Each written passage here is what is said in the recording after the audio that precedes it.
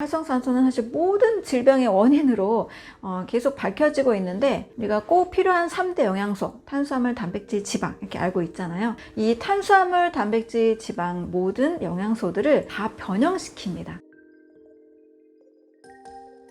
네, 동맥경화라고 한다면 이 혈관 자체가 경화, 굳어간다는 뜻인데요. 보통 그냥 콜레스테롤이 원인이다 이렇게 많이들 생각도 하시고, 또 고지혈증 같은 경우에는 반드시 고지혈증 약을 써서 콜레스테롤 수치를 낮추려는 이런 대증 치료를 많이 하고 계십니다. 그런데 동맥경화의 원인, 그리고 많은 심혈관 질환의 원인, 심근경색이나 뇌졸중, 이런 많은 협심증이나 이런 질병의 원인이 사실은 염증이고, 또 염증을 일으키는 활성산소가 원인이라는 이야기들이 훨씬 더 많아지고 있습니다. 콜레스테롤이 산화가 되지 않는 환경에서는 몸에서 사용합니다. 세포막과 또 여러 호르몬들의 원료가 되기 때문에 반드시 필요해요. 콜레스테롤은 인체 우리 간에서 약 70%를 만들어내고요. 또 30%는 음식물을 통해서 생겨납니다. 어떤 경우 이런 질문들 많이 하시거든요. 계란 많이 먹으면 안 된다. 새우 많이 먹으면 안 된다. 물론 동물성 단백질이 많아져서 초과된 아미노산들 때문에 노화와 질병이 빠르게 생길 수는 있는데요. 이것이 콜레스테롤을 급상승시켜서 혈관을 막는다. 그럴 염려는 하지 않으셔도 됩니다. 계란을 좀 많이 먹는다고 해서 인체가 간에서 이걸 조절을 하고 있기 때문에 내가 먹은 것을 가지고 콜레스테롤 수치가 급상승하거나 그러진 않아요. 그래서 갑자기 많이 먹었다고 콜레스테롤에 문제가 생긴다. 그런 걱정은 하지 않으셔도 됩니다.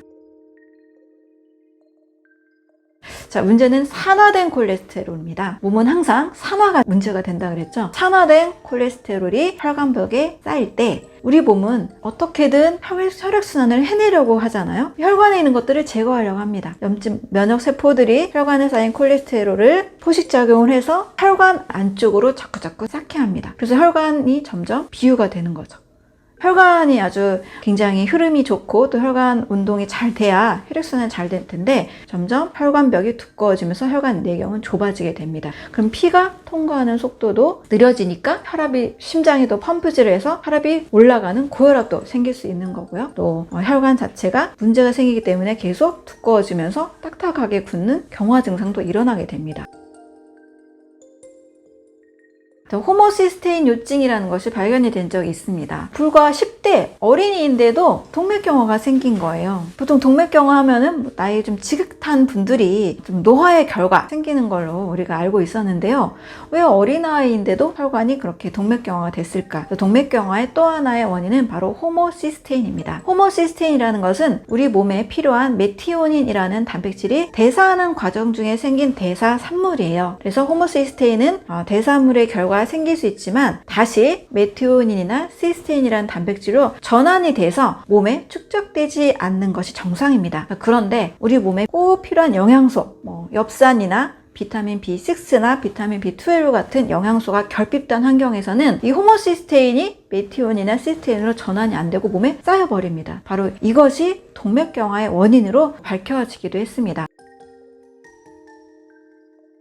자, 그러니 활성산소도 문제고 우리 몸에 꼭 필요한 영양소들이 잘 생기지 않는다라면 우리 몸에 불필요한 대사산물이 너무 많아지면서 각종 질병을 만들어낸다는 거예요. 활성산소는 사실 모든 질병의 원인으로 계속 밝혀지고 있는데, 우리가 꼭 필요한 3대 영양소, 탄수화물, 단백질, 지방 이렇게 알고 있잖아요. 이 탄수화물, 단백질, 지방 모든 영양소들을 다 변형시킵니다. 활성산소가 많아지면 당독소를 많이 일으키기도 하고 이런 영양 성분들을 변형시키면서 몸에 꼭 필요한 영양소들이 전달이 잘 되지가 않습니다. 또 활성산소는 암의 원인이다 이렇게도 많이 알고 계신데요. 최근에 우리나라 연구하시는 분들이 네이처지에 발표한 내용 중에 하나로 왜 활성산소가 암의 원인인가를 조금 더 자세히 설명한 그런 결과도 있었습니다. 암세포라는 것은 저산소 환경에서 많이 자란다라고 알려져 있어요. 이 사실은 많이 알고 계시죠? 암세포는 무산소 호흡을 한다. 산소가 없는 환경에서 자란다. 우리 몸이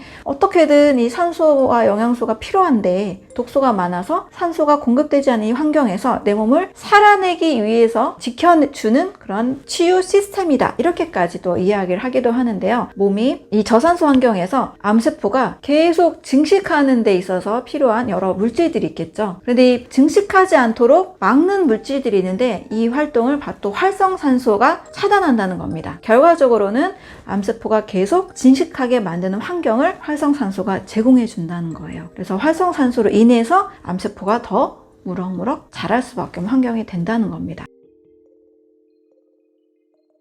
자, 이러한 이유들로 인해서 활성산소는 정말 우리 몸에서 필요한 역할만 해주기에 아주 소량만 생기는 환경이 좋고요. 많이 생기는 환경은 반드시 막아내야 됩니다. 그럼 이 활성산소는 어떻게 막아낼 수 있을까? 인체는 원래 활성산소를 중화시키는 시스템을 가지고 있어요. 그래야 우리 몸이 지켜낼 수 있겠죠. 카탈라제라는 효소, SOD 시스템, 알파 리포산, 또 코엔자임 Q10 이런 거 들어보셨죠? 최근에 영양제가 워낙 유명해졌다 보니까 글루타치온도 많이 들어보셨을 텐데 이 모든 것들은 원래 인체가 가지고 있는 활성산소 중화 시스템, 즉 항산화 시스템입니다. 이게 원래 가지고 있어요. 그래서 활성산소를 당연히 생기니까 많이 중화를 시킵니다. 문제는 이 좋은 시스템들이 잘 작동하지 않는 환경이 된다는 거예요. 제가 앞서 말씀드린 독소 음식들이 있죠? 이 독소 음식들을 많이 먹으면 이 항산화 시스템이 너무 과부하게 걸려서 도저히 중화시키고 해도 또 문제가 생기게 됩니다.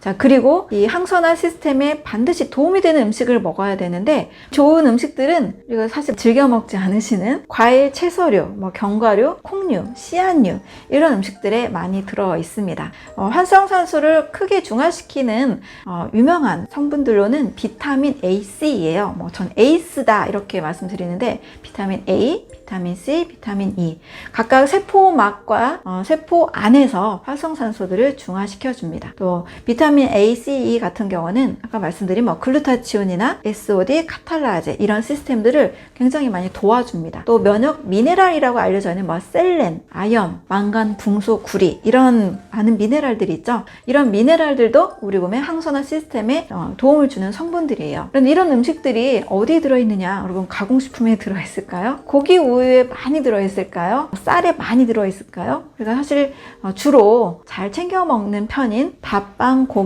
우유에는 별로 없습니다. 이런 음식들은 자연의 음식에 많이 들어있어요. 특히 비타민C가 많은 거는 많이 알고 있듯이 감귤류, 과일에 많이 들어있고 녹광색 채소에도 많이 들어있습니다. 비타민 A 같은 경우는 베타카로틴의 형태로 당근이나 노란색 과일, 채소에 많이 들어있는데 단호박이나 노란색 망고나 살구, 바나나 이런 데에 많이 들어있습니다.